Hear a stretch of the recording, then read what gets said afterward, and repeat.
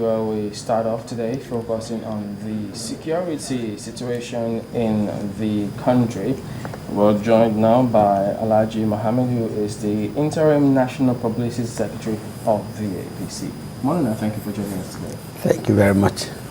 Well, first of all, yes, we do know that it's not exactly a pleasant situation where we find ourselves in this country with Boko Haram, but at the moment, different comments coming through from everywhere about what needs to be done, where we're leaving something short. From your perspective, what should we be doing?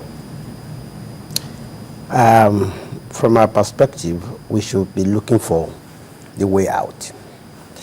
I think we have spent enough time to apportion blames.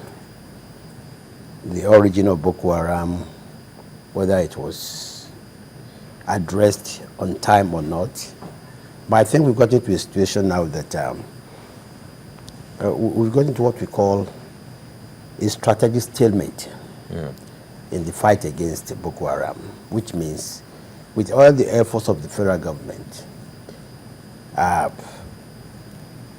the response of federal government and the continued attacks of Boko Haram, both federal government and Boko Haram are at what I can call a parity right now. And why do I say this? Is that yes, the federal government has achieved some successes in the fight against Boko Haram, primarily in the fact that Boko Haram no longer has the capacity today to make spectacular attacks, such as the attack on the United Nations building, the attack on the police headquarters. But they have not been completely degraded, and they are still able to make attacks on what I call on soft targets, like the one that happened last Monday when some innocent students were murdered in cold blood. Very, very pathetic. In fact, sorry, Chamberlain, I was thinking that perhaps maybe we should even situate us properly by looking at a particular report we put together. We'll continue when we come back. Right. Let's just look at this particular report on the insurgency taking place in northeast of Nigeria.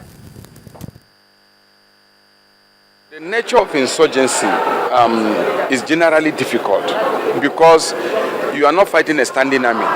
You are not fighting an army in uniform.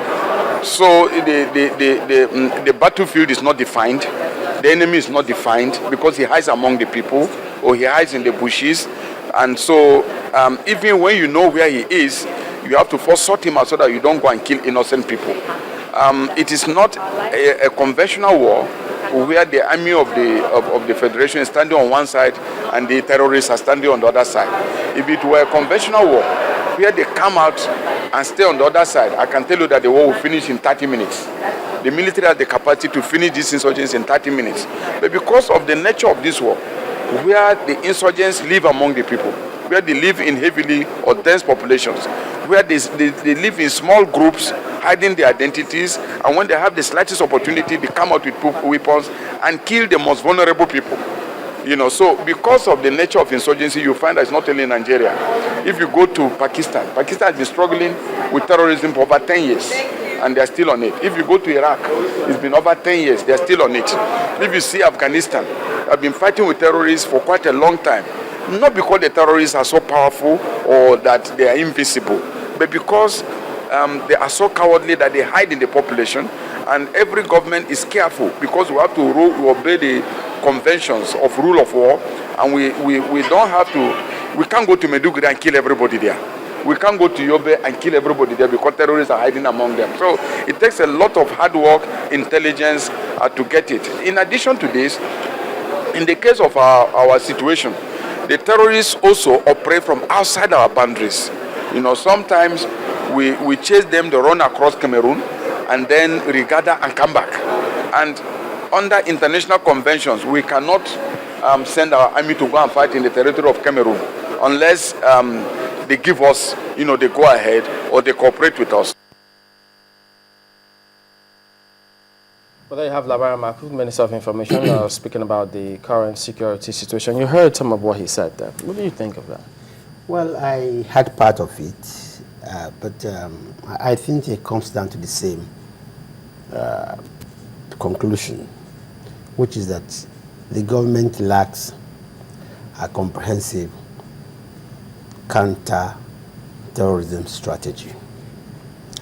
You see, but Alhaji, sorry, he gave examples. He said, the battle lines are not drawn, the enemies are not recognized because it's guerrilla warfare. He also gave examples with some other countries that are still in the fight against terrorism, against terrorists. Oh, you see, you can't fault those. Yes, it's a guerrilla warfare.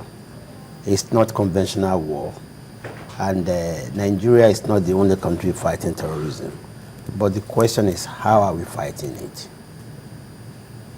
And what successes are we achieving? Like I said, yes, the military has achieved some success in the sense that the Boko Haram can no longer make the kind of spectacular, attacks like we witnessed, at the United Nations building or the IG or the police headquarters.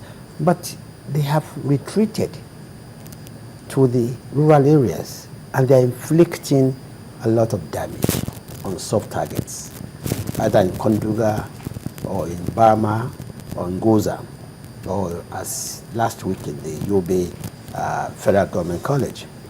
Now, again, you will notice that the casualty rate has been steady since 2011. It's between 80 to 100, a week. Sorry, a month, and about 1,000, a year, averagely.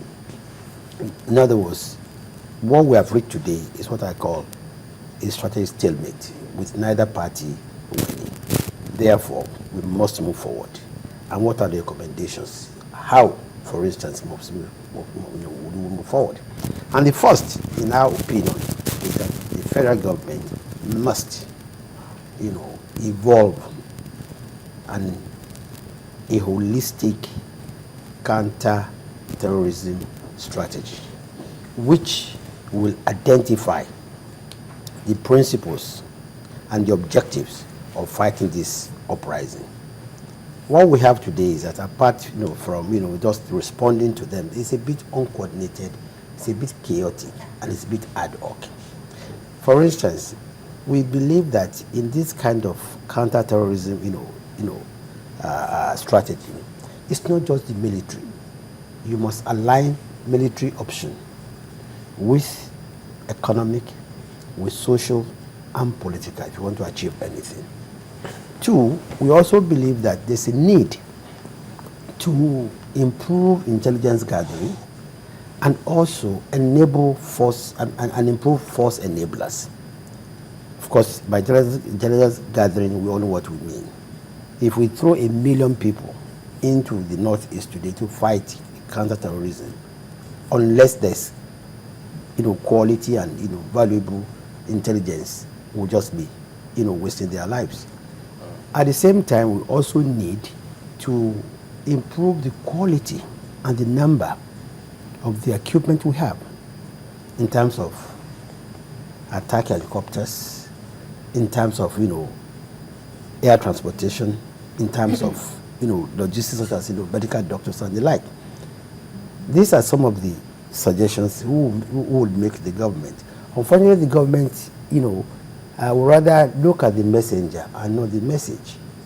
Now, another thing that we think we need to be done if we want to move forward in this fight is that we must completely de-radicalize the Northeast. You see, the Northeast today, especially Borno, Yobe, and Adamawa states, that the youth and unemployed have been terribly radicalized with all kinds of indoctrination. What the government needs to do is to de-radicalize it by very positive incentives, including changing the curricula in the schools, including getting, preventing people to get access to these radicalized, very radical, messages. Aren't they doing some parts of that now? Not successfully, I must say. Particularly, you see today, the youth in Borno, in Yobe, Adamawa are both as basically victims of Boko Haram. But unfortunately, they are victims of the Boko Haram insurgency. They're also victims of the response of federal government. You see, we must move from just detaining, arresting, and killing these youth to actually giving them hope. Then we also believe that another thing we should do to bring down the tension and the insurgency is that we must look at the economic situation there, and we must have a Marshall Plan. I mean, recently the federal government allocated 2 billion naira for to rehabilitate the victims of Boko Haram in the Northeast, and I think it's a huge joke. 2 billion naira. When today we have over 10,000 widows. We have 209 classrooms, 9 schools destroyed in Yobe, 800 classrooms in Borno State, markets disrupted, and you are talking about $2 billion as part of Marshall Plan. These are some of the suggestions we're going to make. $2 billion or $2 billion? Sorry, 2 million naira. Talking about 2 billion naira. I think it's a joke. Now, again, you see, the Boko Haram, the federal government should enlist the operational help of ECOWAS and AU. Yes, the Boko Haram might have started as a local insurgency, but today, clearly, they are better armed, they are better organized than they were before. When Boko Haram started, they used to use bow and arrows, they used to use dengons. Today, they use very sophisticated, AK-47. They use,